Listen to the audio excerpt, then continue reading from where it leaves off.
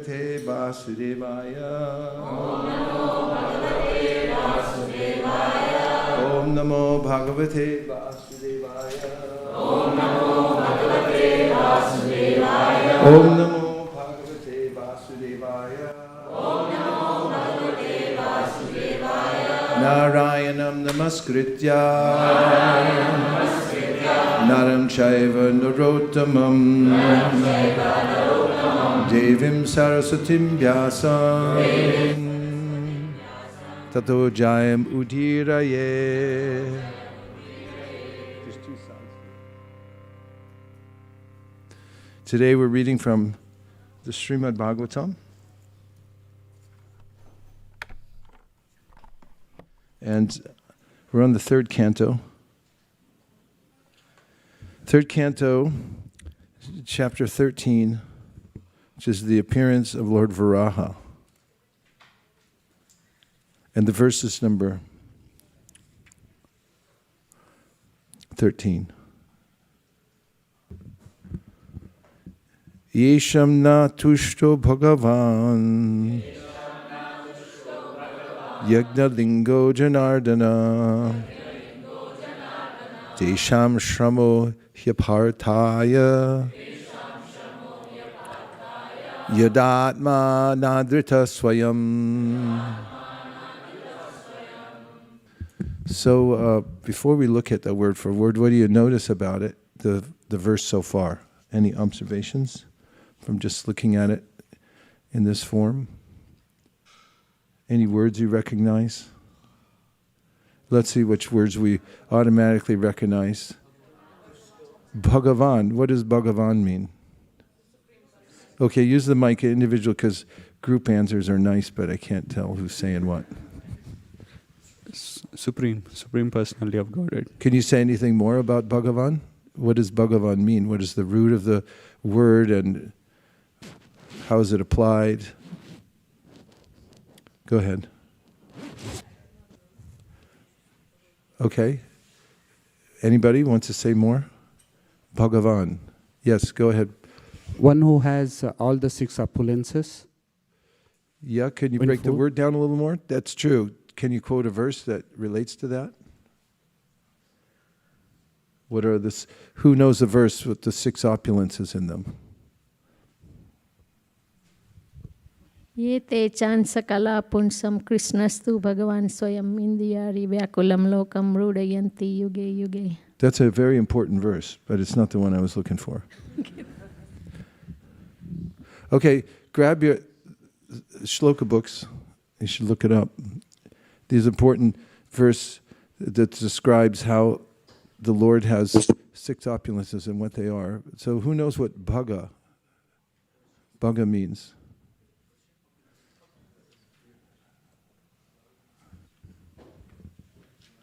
Who knows how to look it up in that book?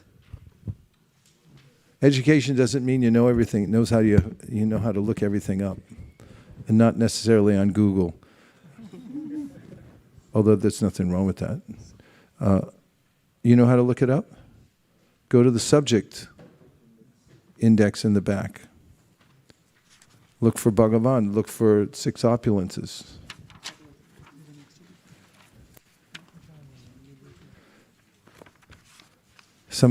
One of my godbrothers used to distribute books to people. He'd say, "Here, have a look," and somebody would say, "Well, what is it?" And he goes, "It's a new invention. It's called the book." Okay, so Van means, yes, please go ahead. Take the mic.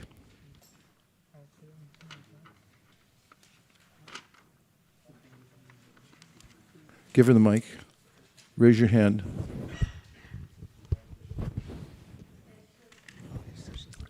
Tell where it is first. Always cite where it is so everyone can catch up to you.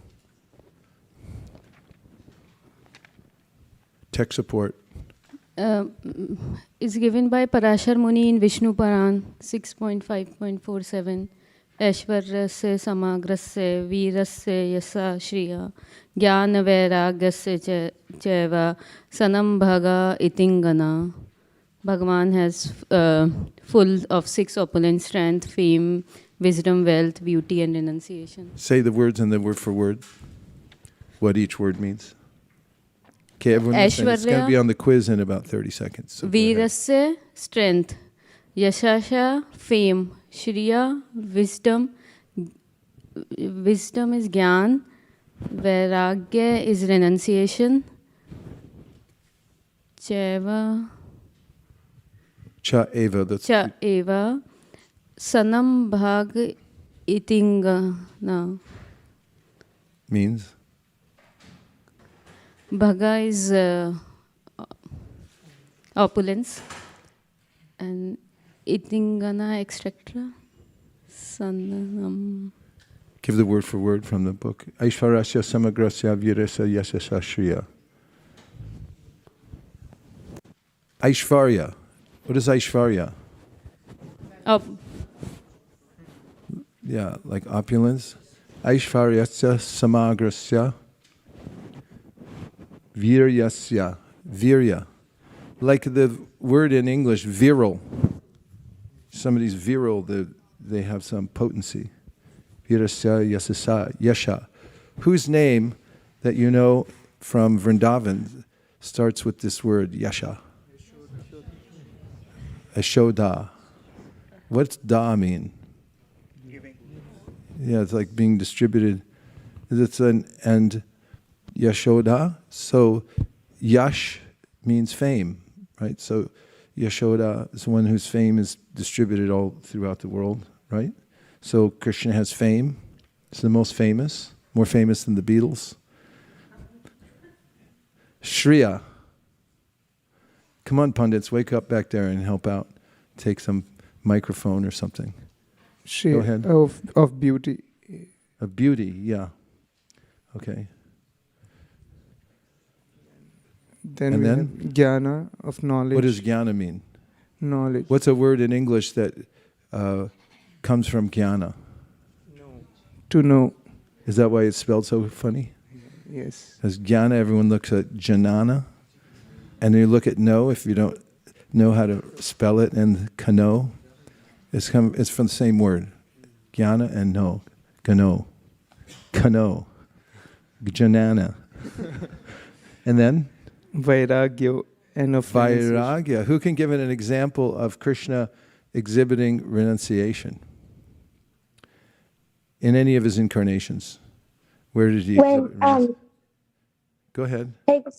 When Krishna in Dwarka, before he left back to the spiritual world, he left his entire family before returning back.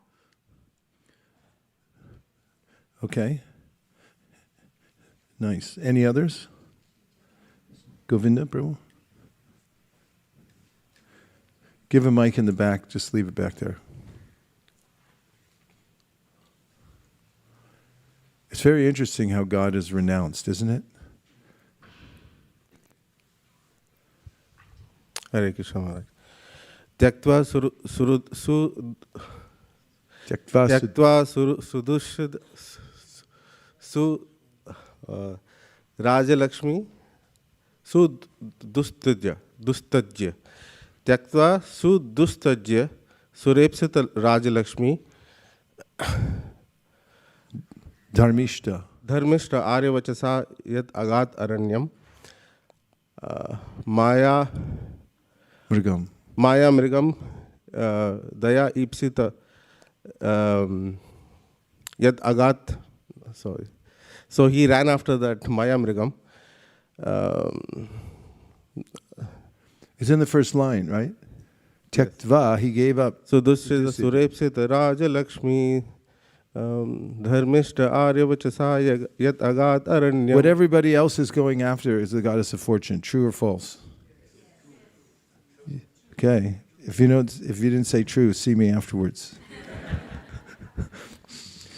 And it's about Lord Sri Ram. So he was the.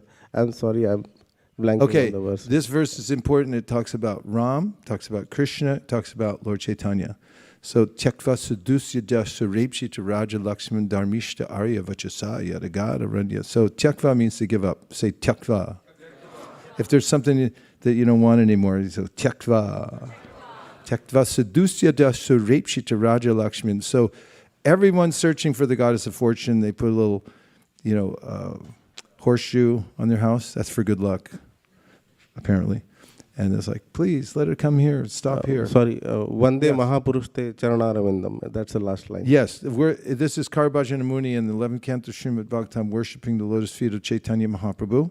And the other Purushas who are described in this verse by our acharyas, one of them is Chaitanya Mahaprabhu, because he gave up the goddess of fortune at home and went and took sannyas. He was married to the goddess of fortune, and he just took off in the middle of the night, actually right when Brahma Muhurta was starting.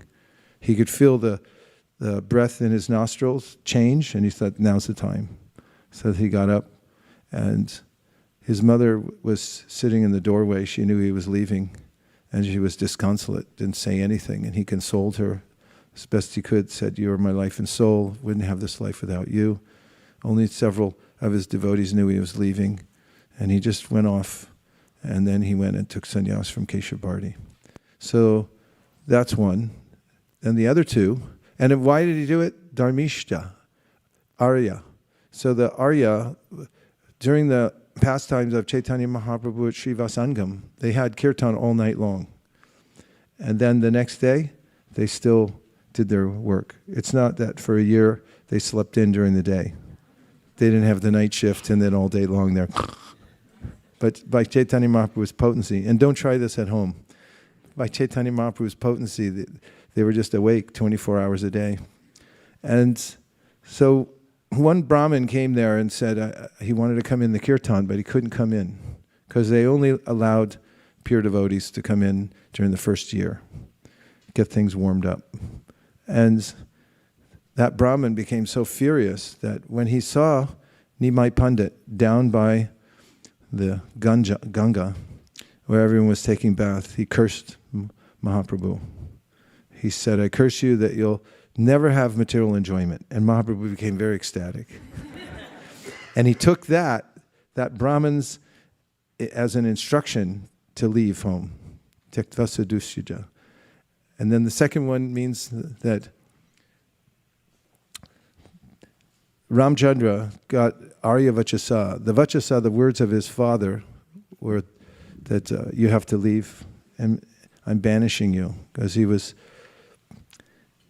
following the instruction of his wife, Kaikeyi, who said, I'm taking in my boons now, and one of them I want is that your son Ram go to the forest. Second, I want my son Bharat installed on the throne. So Arya Vaiśeṣika, that came from his father, and he was the Arya. So he followed those words, and he was so renounced. Everybody knows he was so renounced, he just left the kingdom. And then the third is Kṛṣṇa. He left, actually the Sandipani Muni, not Sandipani Muni, but his other guru, the name-giving ceremony. Gargamuni had said there's going to be danger here, so they moved to another place based on the words of Gargamuni. So the Acharyas give three meanings to that. But they all show, and they're all talking about Krishna, Tyaktva sadusyaja sarepshita. Thanks, Prabhu. It was a really nice citation. Hare Krishna. So that's a renunciation. So Bhagavan, if we go back to our verse for today, Van means one who possesses, and Bhaga means all these opulences. So Bhagavan means the possessor of all opulences. And so when we talk about the definition of God, we say Bhagavan is one who has unparalleled opulences, all these six. Some people may have them, one or two or three, but he has all six of them unlimitedly. So that's Bhagavan. Any other words you see there that you recognize? Tushto. Tushto is the temple president of the Denver temple. Right? His name is Tushta Krishna Prabhu, great sadhu. And so, Tushta means? Satisfaction, everyone agree? Okay. So, Tushto, And how about yagya? Sacrifice. Lingo? Huh? Symbol? Lingo? What does lingo mean in the word for word?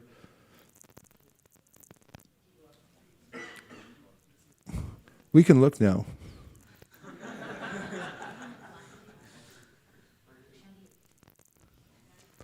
We just want to see what yagya lingo means. In yagya linga means the form of sacrifice, the linga. Okay? Go back up. Don't look at the other stuff. Up, up, up. A little further. Keep going. Stop. Okay. Any other words that you recognize? Huh? Janardana. Say, what does Janardana mean? Means Krishna. What does it mean? All the names of Krishna mean something. Someone say what it means. Microphone, tell what Janardana means.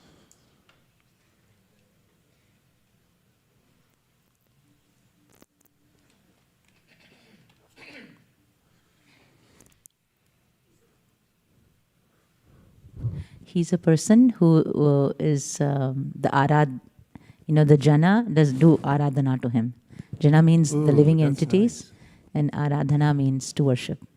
Jana, ardhana. Any other comments? Yes.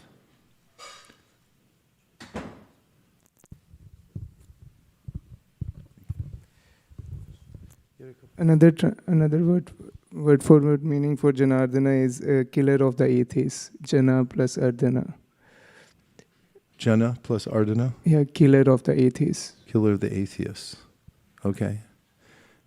In this age, the only killing that takes place is killing the mean spirit within the hearts of people. There's no killing called for of the physical body. Okay, how about shramo? Hard work, shrama. It sounds like that, right? How was your day today? Shrama. And he, aparataya. What does aparataya means?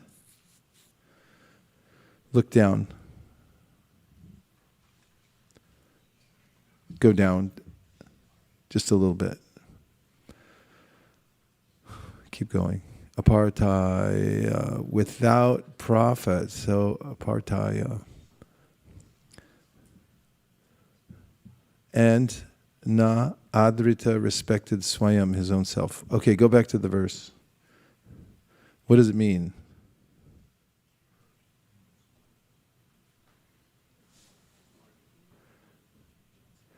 Somebody, please. Yes, Govinda Prabhu. I think broad translation will be that by whom the Lord, who is Yagyalinga and Janardhan, those are the adjectives given, is not satisfied, that person's effort is useless, just as one does not respect the self. Wow, that was nice. Okay, let's see how he did. Here's the big reveal. What? You have more? Okay, bring it down to the translation.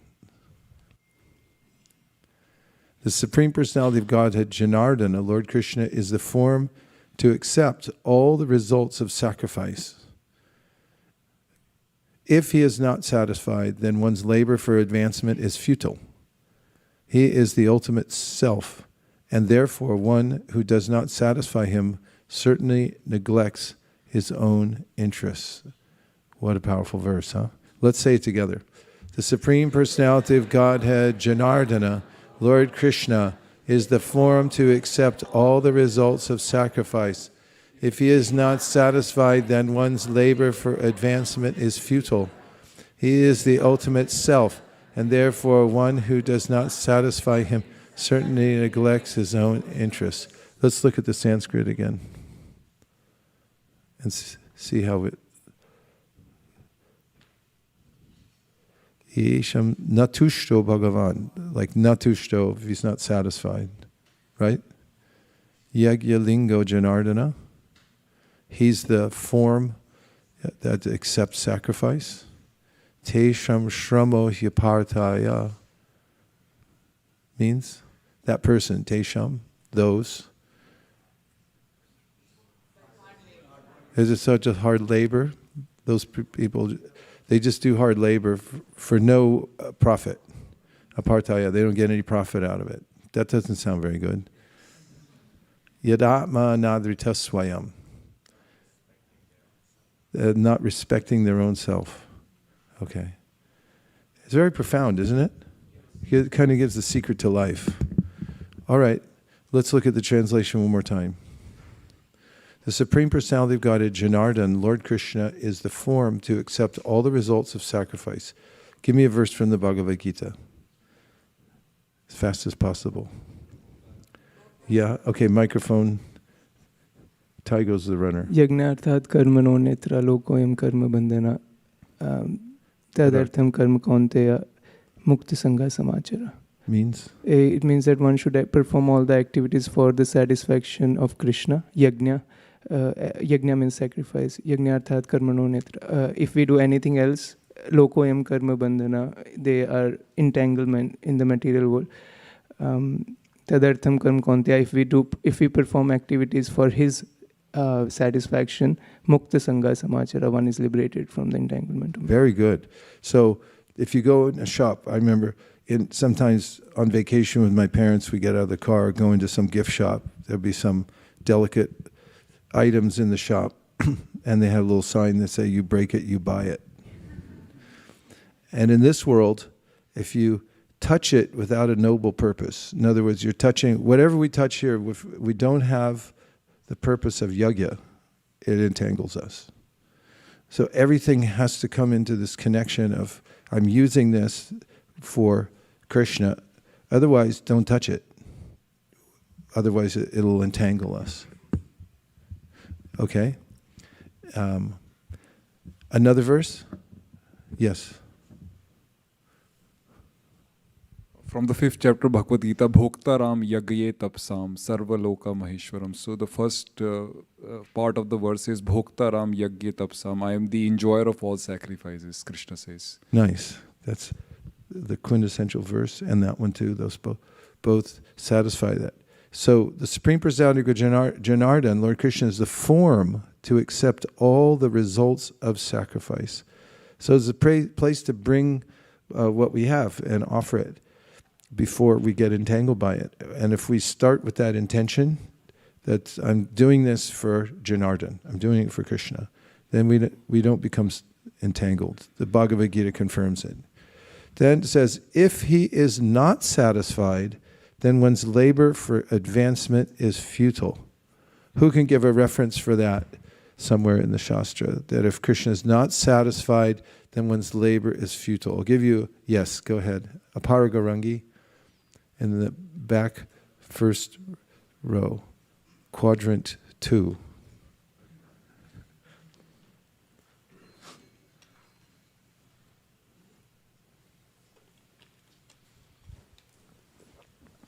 So this is from the first canto, second chapter, 8th verse. Dharma sanushtita pumsa vishvaksena kathasaya notpadedayati ratim shramayeva hi kevalam.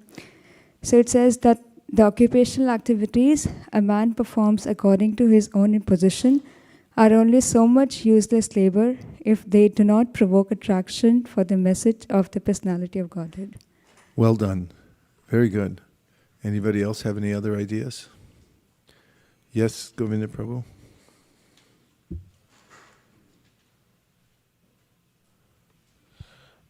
Maharaj, I'm not remembering the full verse, but the last pada is Hi adhenu iv rakshitaha. So just as a non-milk giving. Yeah, it's in the 10th canto. Just look it up. Hyedum hyeva rakshita. Krishna spoke this verse. Hi adhenu iv rakshita. Yeah, I mean. Means that Krishna says that if you keep a cow that doesn't give milk and you take all the trouble of maintaining it, then that's the same thing as if you're working really hard but you don't get any result. Hyedenum eva rakshata. And also, as he's looking it up, that's, what is it? First word? Shraddha brahmanishnato nanishyati yadi shama eva palo yadidam eva rakshata. Could you say it again? Which number? 11, 11, 18. Sorry, it's a different context. It says that even if you have the complete knowledge, but you're not dedicating it towards devotion, then your knowledge is useless. It's a different context, sorry. Shabda Brahmani Nishnato. Judges, will we take it? Okay, it's accepted. Na Nishnayat Pareyadi Shramas Tasya Shrama Palo Yadenum Eva Rakshita. So Krishna is giving this analogy. He says, here's the translation. Somebody read the translation, please.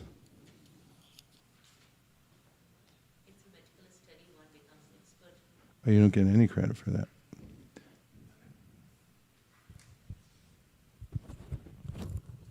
If through meticulous study one becomes expert in reading Vedic literatures, but makes no endeavor to fix one's mind on Supreme Personality of Godhead, then one's endeavor is certainly like that of a man who works very hard to take care of a cow that gives no milk. In other words, the fruit of one's laborious study of Vedic knowledge will simply be the labor itself. There will be no other tangible result. Okay. And also, if you look at the 7th canto, 9th chapter, Manyet Dana Bijara Rupa Tapasu Chaujas.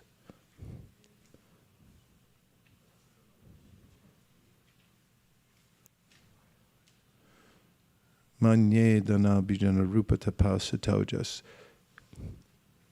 Then this is Prahlada Maharaja offering prayers to the to Lord Nrsingadev. Manye means 7, 9, 10, and Manye means I think that no, above that. It's just before that. Go up one.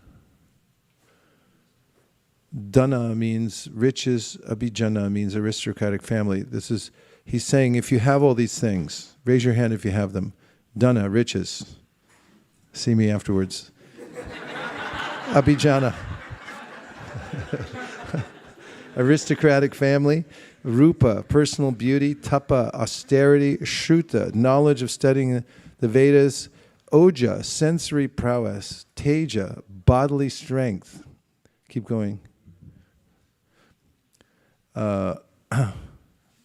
Bodily effulgence. Prabhava, influence. Bala, bodily strength. Paurusha, diligence. Buddhi, intelligence. Yoga, mystic power. So then he says, na, aradhanaya. But if it's not for satisfying, if it doesn't satisfy Krishna, he indeed, bhavati, are parasya, are transcendental, of the transcendent. Meaning Krishna, Pumsa, the Supreme Personality of Godhead, Bhaktya Tutosha Bhagavan Gajayutapaya. So he says that if you have all these qualities, but you don't satisfy Krishna, then it's useless. But then he remembered Gajendra. Go down. That he remembers that Gajendra was just an elephant. He's an animal, but he had satisfied Krishna because he did a little offering. He said some prayers and took a lotus out of the pond with his trunk and offered it. And then he said he satisfied Krishna.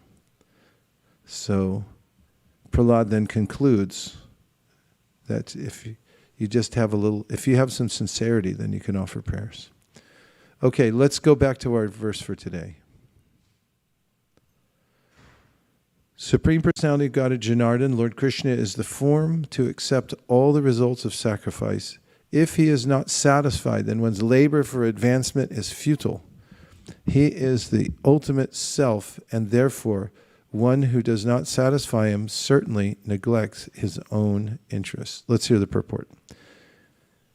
Brahma is deputed as the supreme head of universal affairs, and he in his turn deputes Manu and others as charges d'affaires. Somebody ask Webster's how to pronounce that. Or if you're French, raise your hand. Of the material manifestation. But the whole show is for the satisfaction of the Supreme Personality of Godhead. What whole show? Huh? The universal affairs, right? Everything that's going on, the whole show is for the satisfaction of the Supreme Personality of Godhead. Imagine how embarrassing it is to get that wrong. You're like, hey, this is not for you. This is the whole show here is for the Supreme. Is like, ooh, sorry. Awkward. Okay. Brahma knows how to satisfy the Lord. And similarly, persons engaged in the line of Brahma's plan of activities also know how to satisfy the Lord. So listen how important it is. Brahma knows how to satisfy the Lord. And similarly, persons engaged in the line of Brahma's plan of activities also know how to satisfy the Lord. If you know somebody who's engaged in the line of Brahma's plan of activities, raise your hand. You have their number? Everyone who's in the Brahma Manva Gaudiya Sampradaya knows. So now raise your hand if you know somebody who's engaged in Brahma's plans. If you came here today, you're it. Okay. The Lord is satisfied by the process of devotional service consisting of the ninefold processes of hearing and chanting, etc. It is in one's own self-interest to execute prescribed devotional service, and anyone who neglects this process neglects his own self-interest. Everyone wants to satisfy his senses, but above the senses is the mind. Above the mind is the intelligence, and above the intelligence is the individual self. And above the individual self is the super self. Above even the super self is the Supreme Personality of Godhead, Vishnu Tattva. The primeval Lord and the cause of all causes is Sri Krishna. The complete process of perfectional service is to render service for the satisfaction of the transcendental senses of Lord Krishna, who is known as Janardhan. Om Jnanatimirandasya Jnananjana Shalakaya Chakshuran Militam Nena Tasmai Shri Gurave Namaha. Now let's have some discussion about the verse.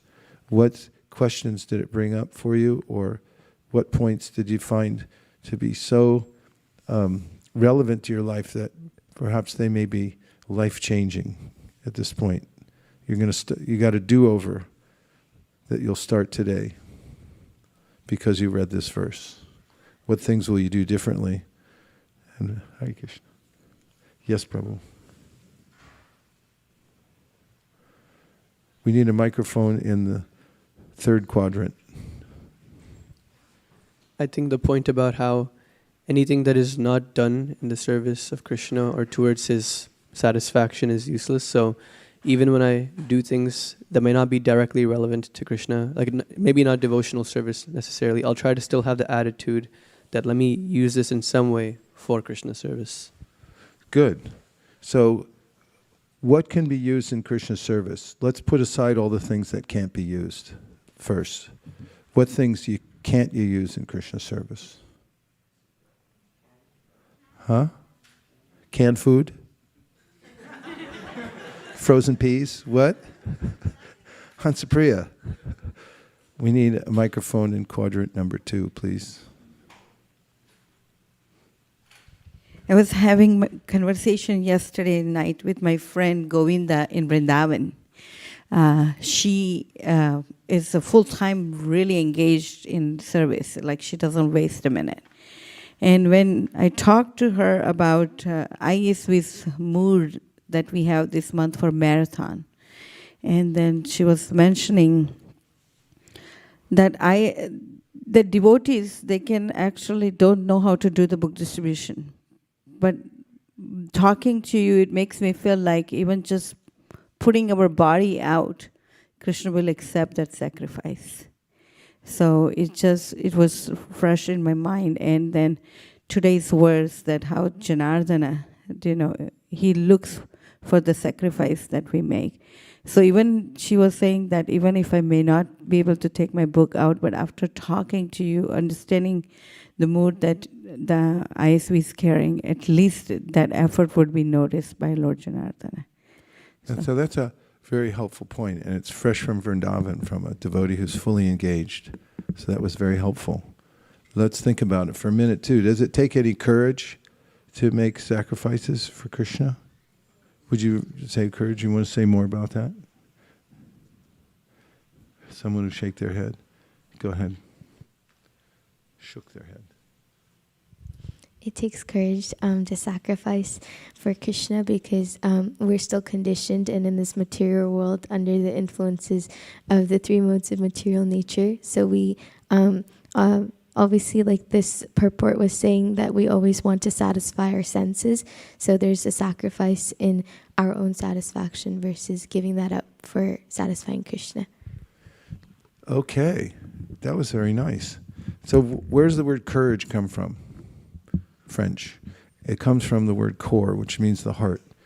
Sorry, I answered my own question, but I'm noticing the time. So it comes from the word cor. If you bring up the Bhagavad Gita, 15th chapter, last verse, 20, and the second to last paragraph, and we'll notice that the heart is very important. Courage means this strength of heart. It means that you have a power to actually embrace devotional service, to make a sacrifice for Krishna rather than to yourself. So if we look here, we see that, one is performing devotional service, sorry, it's the last paragraph, in the association of pure devotees in full Krishna consciousness. There are certain things which require to be vanquished altogether. The most important thing one has to surmount is weakness of heart. Hridaya Daurbalya, that's mentioned by Haridas Thakur. Hridaya Daurbalya means weakness of heart. Weakness of heart, W-O-H. Spells? Whoa. Beware of it. Okay, the most important thing one has to surmount is weakness of heart. The first fall down is caused by the desire to lord it over material nature. Thus one gives up the transcendental loving service of the Supreme Lord. The second weakness of the heart is that as one increases the propensity to lord it over material nature, he becomes attached to matter and the possession of matter. The problems of material existence are due to these weaknesses of the heart. In this chapter, the first 5 verses describe the process of freeing oneself from these weaknesses of heart, and the rest of the chapter from the 6th verse to the end discusses Purushottam Yoga. The first 5 verses of this chapter are a description of our existential situation here in the material world, that we're engaged with a reflection of reality. And if you look at the sun in a mirror, you'll be startled by it. It's just as bright as the sun if you look at it directly. And some of this material world looks very real. It's very engaging in various ways, but it's not real in the sense that it's temporary. We can't ever embrace it or hold on to it. That's why Krishna starts that chapter 15 with Urdhva Mula Madasakam. He gives this description of a banyan tree, has its roots downward and its roots upward and its branches down. So it's by 360 degrees, this material world is 180 degrees reflection. So we're looking in the wrong direction, trying to engage with the reflection. And this weakness can be overcome, Prabhupada's saying, by, first of all, understanding what is the reality. So, na rupam asyeha tatopa labhyate nanto na chadir na chasampratishta ashvata menam svarudamulam asanga shastrena dritena chitva. That first part, this verse in 15th chapter says that you have to Chitva means to cut down your attachment to the illusory tree. Illusory tree. So someone wrote me something very insightful yesterday, and that was about, they had read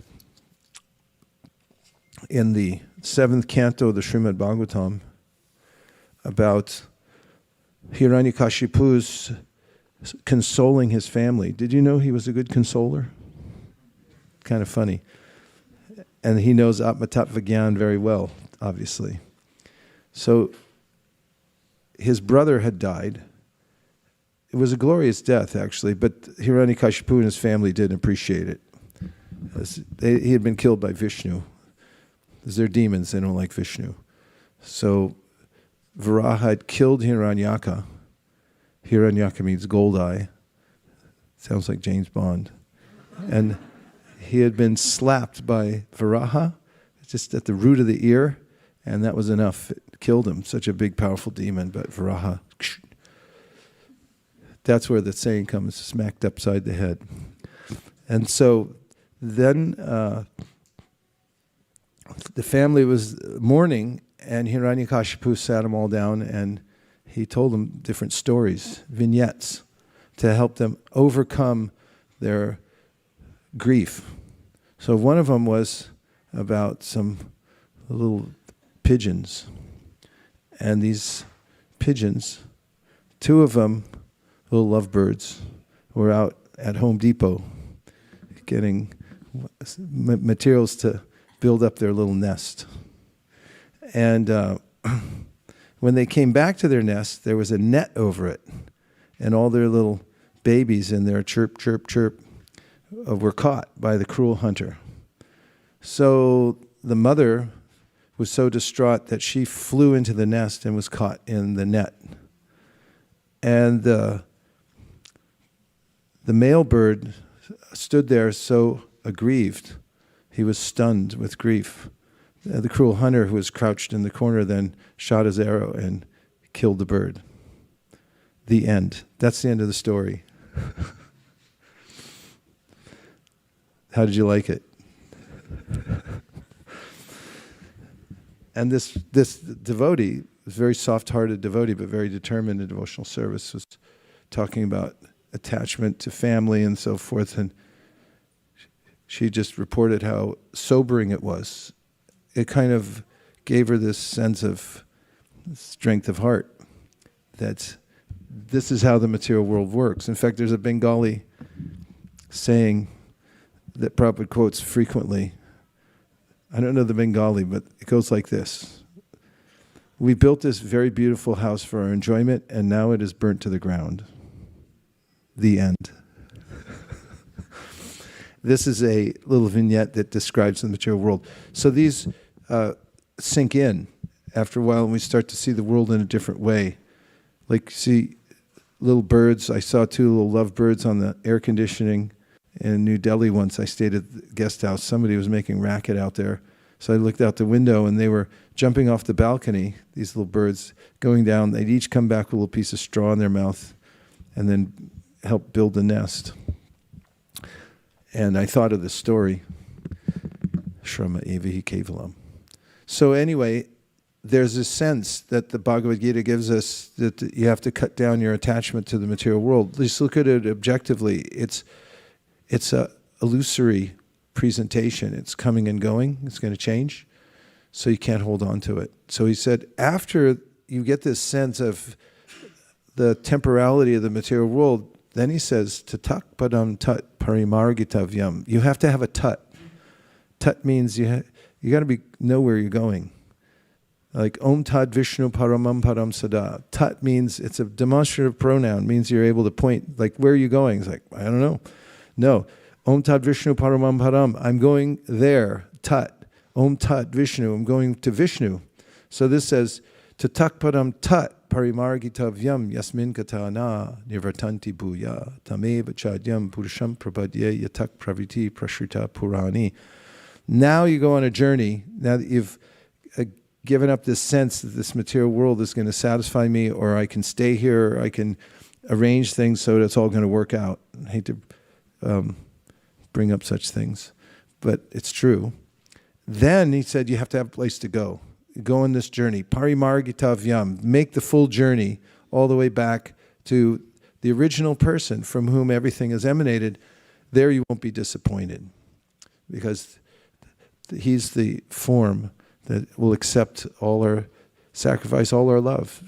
Sacrifice means love. You give up something for somebody because you love them. Yes, Radhakripa Prabhu.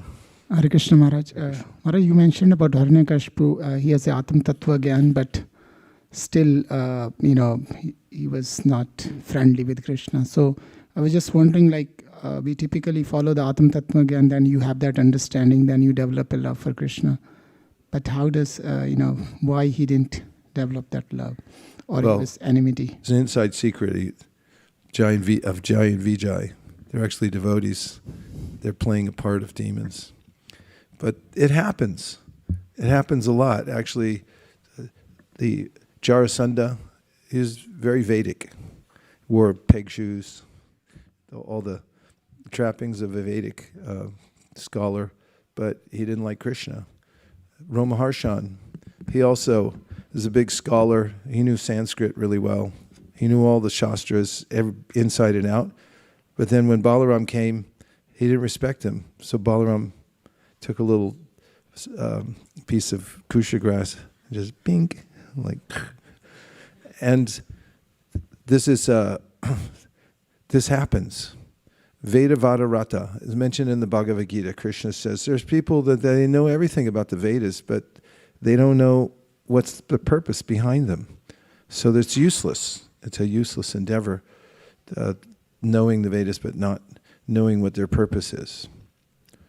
Yes.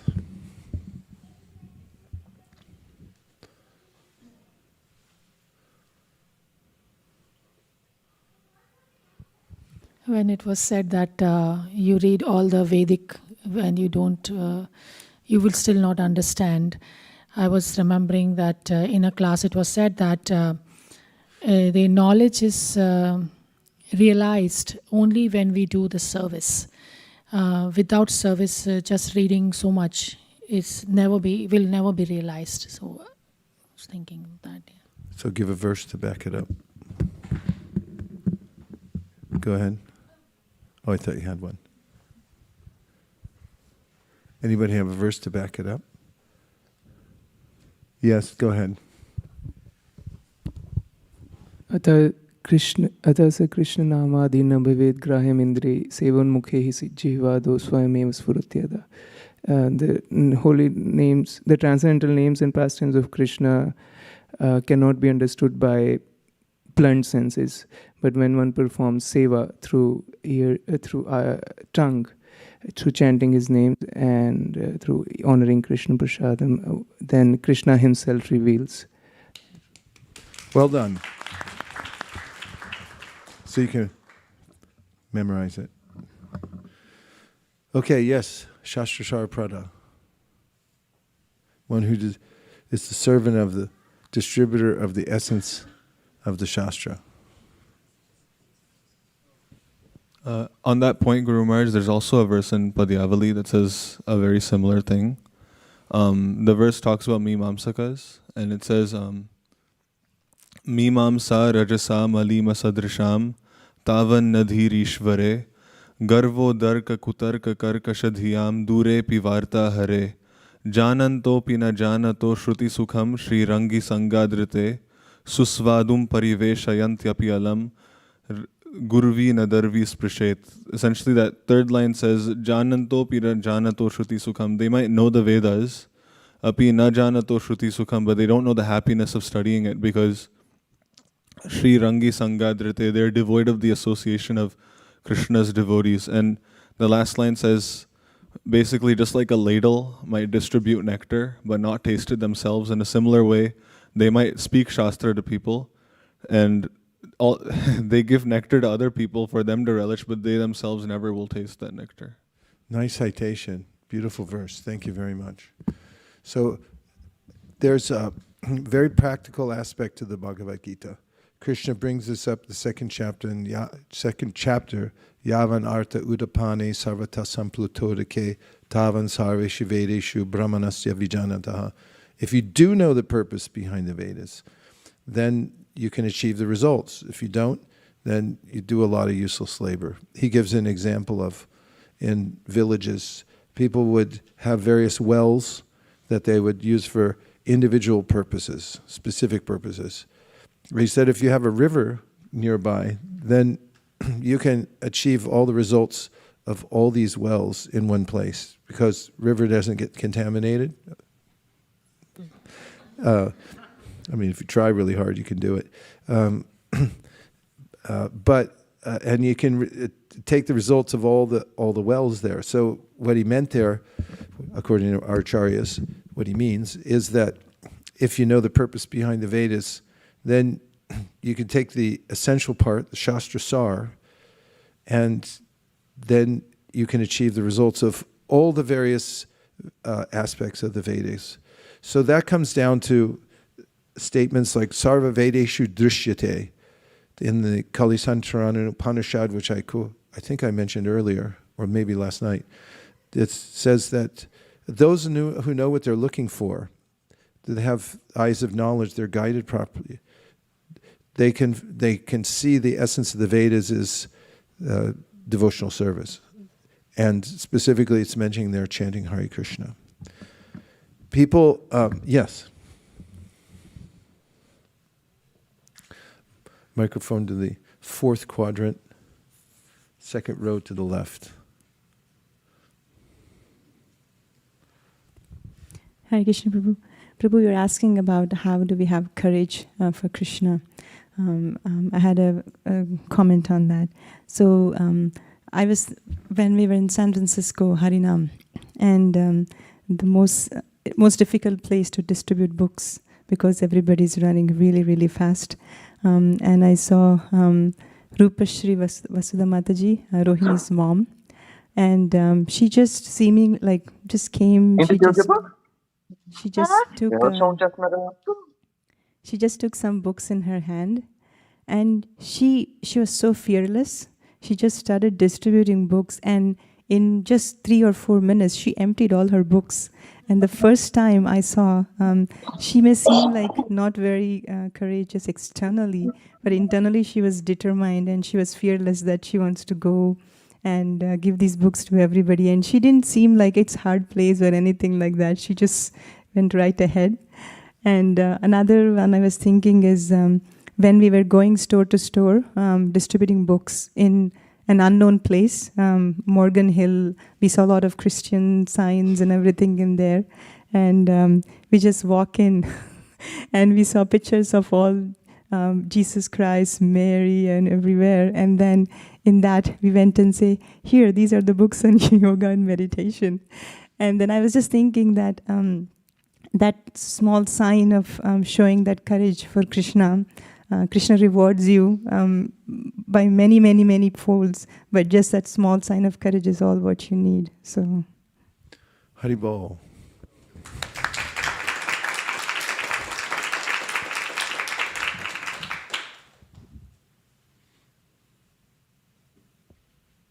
Please accept my humble obeisances, Krishna.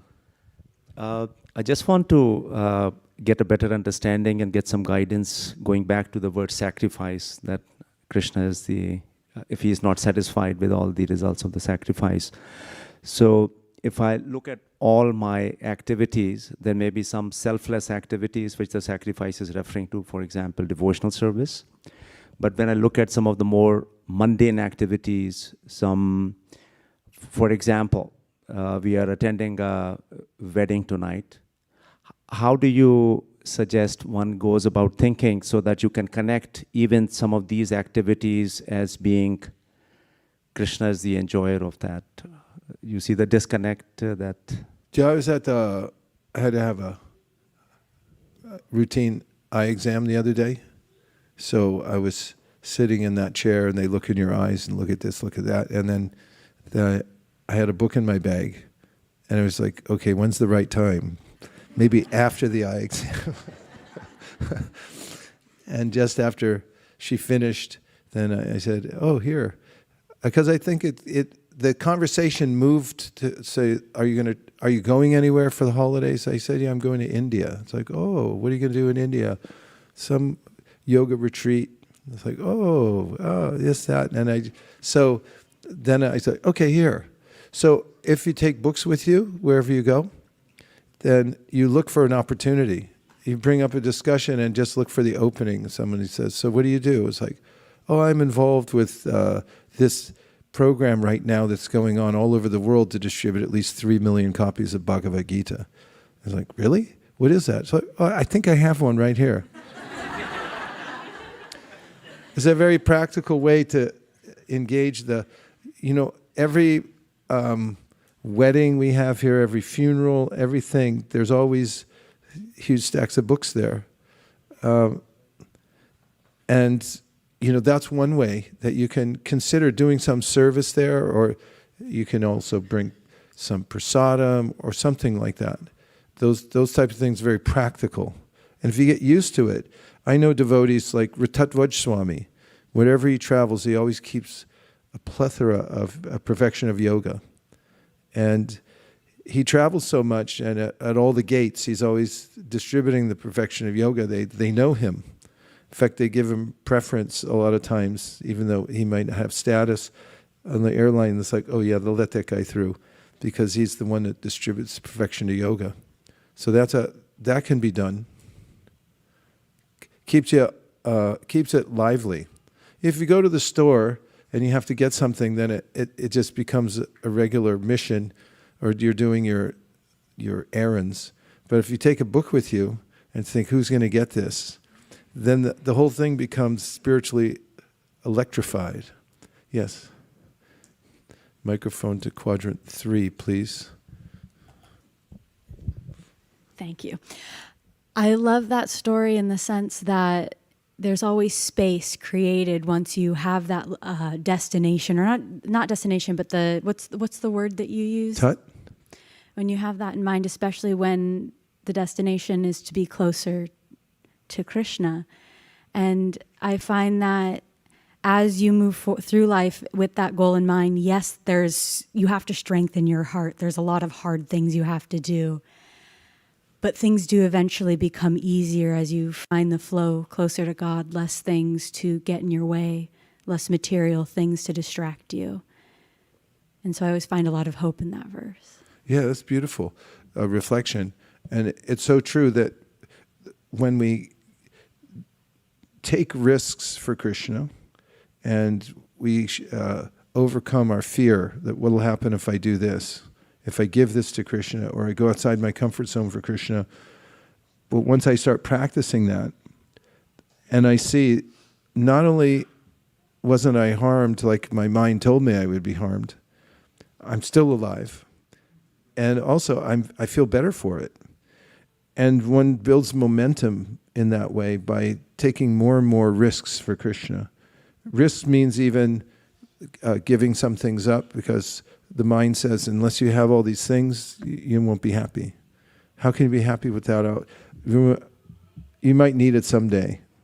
Or very often, as you're giving in the context of sankirtana, when we go out to distribute books, the mind says, oh, somebody's going to say no, and then there's a scenario in my head, then everyone will see that, oh, I don't have any spiritual potency, I can't do this. And who knows what else. You can add in the color commentary about how it all goes downhill. And like, everyone will hate me, and everyone will know I'm a fraud, and I can't do anything, blah, blah, blah. The mind's always doing that. But if we can just do our duty and dutifully go out past our comfort zone for Krishna, we start to see, actually, that's where the real happiness is. And so people become stronger, as you said. We become stronger as we do it more. We do more sacrifice, and then it becomes our main way of life. And that's one of the points Krishna makes. He's trying to coax us along. And in the 12th chapter of the Gita, he says, well, the perfection is just to be totally dedicated to me all the time. This is the real happiness in life.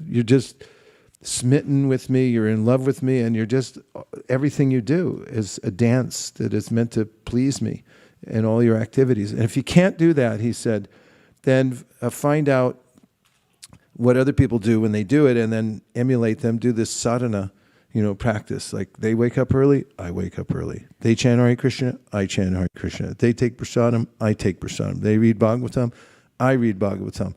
And then gradually, he said, you'll come to that point. He said, but if you can't do that, let's just say you're working and you can't, you spend the time even doing the sadhana. He said, then give up some of the results of your work and give it for others who are doing it. Then he said, if you can't do that, because maybe, you don't control the bank account or whatever, he said, then volunteer for some good cause. Even if it's not Krishna conscious, because then you'll start to feel this sense that I'm doing sacrifice. And it's better than my other life, where I was working hard to hold on to everything and figure out how I'm going to stay in the material world forever. And it's a much happier, freer, liberated life when one said, okay, everything's for Krishna. Nothing for me, everything. For those who become accustomed to this, that's their mantra. Everything for Krishna, nothing for me. But it's counterintuitive because we're part of Krishna, and therefore everything we give to Krishna is actually for us because we're part. But we're doing it the wrong way, like trying to eat with one's hand a piece of cake. Which reminds me, today is a big day for birthdays. Today, Kṛṣṇa is 1 year old. Or this week, sometime this week. Because it says this week, birthdays. Ramani is going to be 3 years old this week. Today, Kunjari turns 5.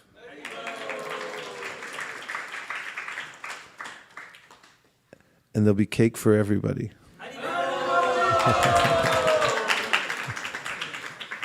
That's not bad. Anuradha and family are moving to Folsom. Don't clap. She's been distributing books here. She's also part of the Garland, the Rajboga service for the last 10 plus years. Well, lucky for Folsom and so sad for us, but we'd like to appreciate all the service that she's done here. And luckily, Folsom's not that far away. We're 2 rooms in the same house. And I pray that all your service may be transferred there and you may have full engagement, fulfill all your desires for pure devotional service. May you teach them the art of garland making. That's probably why Krishna is sending you up there, to spread that art that you and your team have developed over the last few years, which is remarkable. It's world class. And please help them to expand book distribution in Folsom also, okay? And I pray to Srila Prabhupada, Sri Chaitanya Mahaprabhu, Shri Shri Panchatattva, Shri Shri Radha Madan Mohan, Shri Shri Lakshmi Nrsingadev, that they may bless you and your whole family, that you always remain close in service to their lotus feet, and always feel satisfied in Krishna consciousness by the association of the Vaishnavas. Om Tat Sat. Hare Krishna. Everyone who agrees with this prayer in whole or in part, please unmute and say Hare Krishna. Hare Krishna. Thank you very Hare much. Krishna. Hare Krishna. Now we're going to have a few announcements. The first one is about Bhakti community. Now, everything that we do in Krishna consciousness is connected.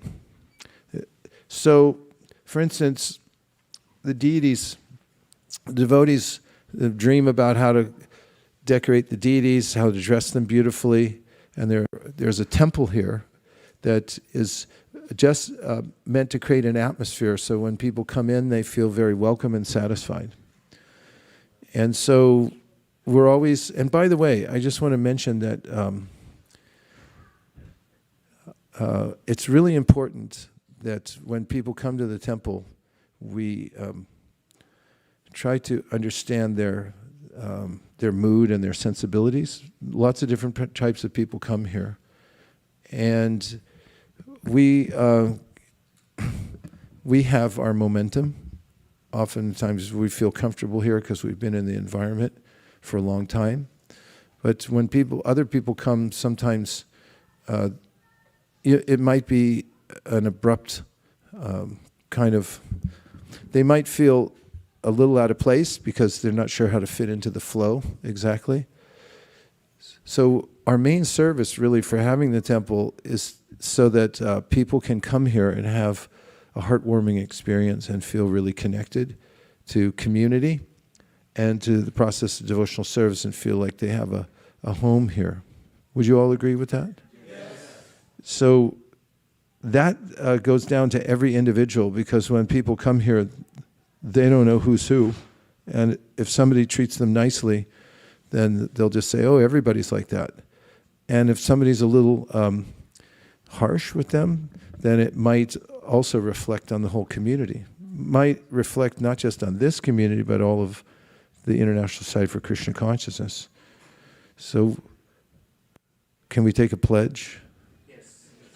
To make each person who comes here to be considered the most important person in the universe, and that we go out of our way to accommodate each person who comes here, and also we're really careful about engaging them. Now, one of the ways that we engage people is through book distribution. And throughout the years, I've seen that it's most important to leave everybody with a good impression. In fact, I think it's well known that I teach that wherever I go. Let's start with that in mind. And it holds even for the temple.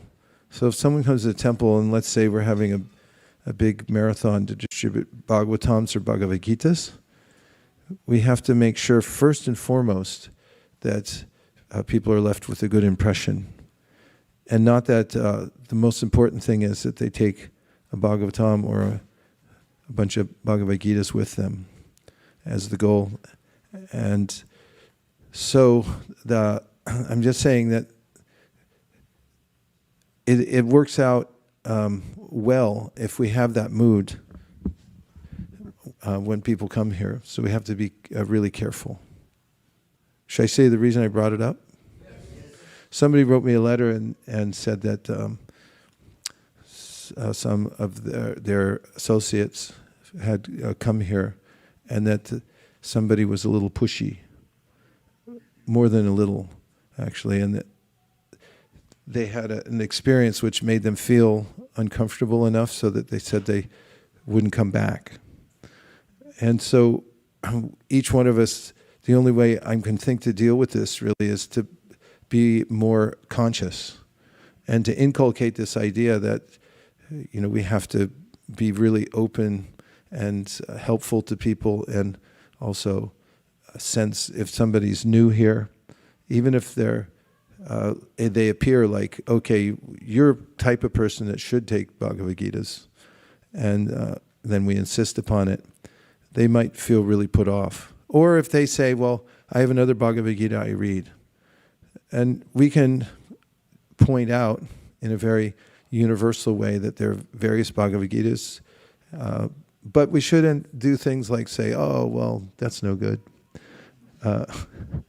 We have to be really gentle and open-minded and universal with people. Oftentimes social groups, they become kind of closed, and the idea is like, oh, only our ideas are good, everybody else can basically go to hell. I mean, that's how a lot of religious communities end up, isolated, and then they feel like we're the only ones. Well, we're not. I mean, everybody's got their own track and connection to Krishna, so we have to be really careful about how we deal with people. And, you know, one incident can affect our reputation, just like a commercial establishment. You know, all it takes is one person who has a bad experience, and then they apparently tell a lot more people about the bad experience than when they have a good one. At least that's what marketing research tells, customer service and so forth. Beyond that, Krishna says in the Bhagavad Gita, you should be a kind friend to all living beings. So if we're aware of the environment, in our enthusiasm, we have to keep in mind that the ultimate goal is to leave everyone with a good impression and to make them feel loved, appreciated, wanted, despite whatever position in life they're in right now. It's not our business to yank them out of it. It's our business to create an environment where they feel so appreciated that they don't want to leave. Does that make sense? Yes. That's a much better process than trying to change somebody on the spot to a new point of view. Generally, people don't like that. You can lead a horse to water, but you can't make him drink. You can lead a man to wisdom, but you can't make him think. A man convinced against his will is of the same opinion still. Better to be kind and give lots of prasadam and just encouragement for whatever position of life somebody's in. In the Bhagavad Gita, Krishna says this. He says, although one may know the principles of the Vedas and about work and so forth, shouldn't discourage people who are engaged in work because they have to continue working. And if you discourage them, they're just going to be confused. So you should just show them how to work in a spirit of devotion. And Krishna is very gentle about that, the way he says it. He's like, be careful. And so this could be a point to where we upgrade. Just take it as a sign that although generally we're known as a very friendly place, we have to be on the lookout for any kind of interactions with people that might rub them the wrong way, because we have no room even for one interaction that is not savory and that puts somebody on the defensive, or they say, oh, I'll never go back to that place. That's horrible. What do you all think? Any comments, any thoughts? Srivas Prabhu? Thank you, Prabhu, for the really nice comment, and I think it's a soberly and timely reminder about the conduct that we have to adopt here. Taking the counter Purva Paksha in this matter, the couple of incidents that actually happened, and if you can give us some guidance. So one guest came when the deities were taking rest, and they tried to push open the altar to open it to see the deities in their anxiety. That was one. I think we'll leave it at that. So can you give us some guidance to those who need to take care of that aspect as well? So thank you. How would they push open the iron rod doors? This was before we had the iron doors. Oh.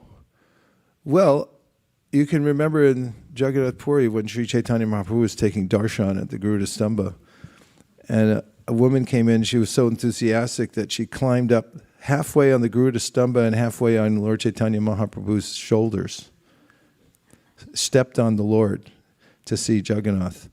And then Govinda, his servant, chastised the woman and said, get down, get down, get down, get down. And she got down and was like, oh, what are you doing? And Mahaprabhu then noticed, his trance broke from looking at the deity. He said, what are you doing? He said, she climbed on your shoulders, see the deities. And he said, he chastised Govinda. He said, what are you, an uncivilized person? I wish I had that kind of enthusiasm.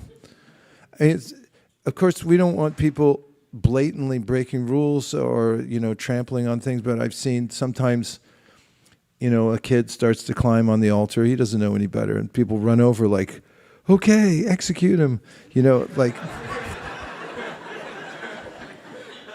Or if, people come, they're used to a certain style of going to a temple and that's that. No, we don't want to break the rules, but we'll be very careful. If somebody new comes and they stretch out their legs in front of the deities, it's not a big deal. We don't need to go over and say, you can't do that here. We don't want this to be the you can't do that here temple. At the same time, we have to obviously have some, protocol, but we should be really gentle about it. Really, just from the heart, try to help people understand, what to do and what not to do. Go out of our way for them. Thank you. I'm sorry, I took the devil's advocate just to make sure. That's what it's all about. We got to have a Purva Paksha.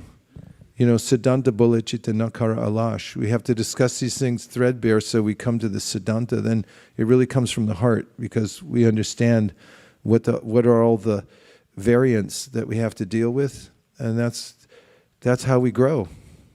But this is a time that we can really grow. It's a consciousness raising.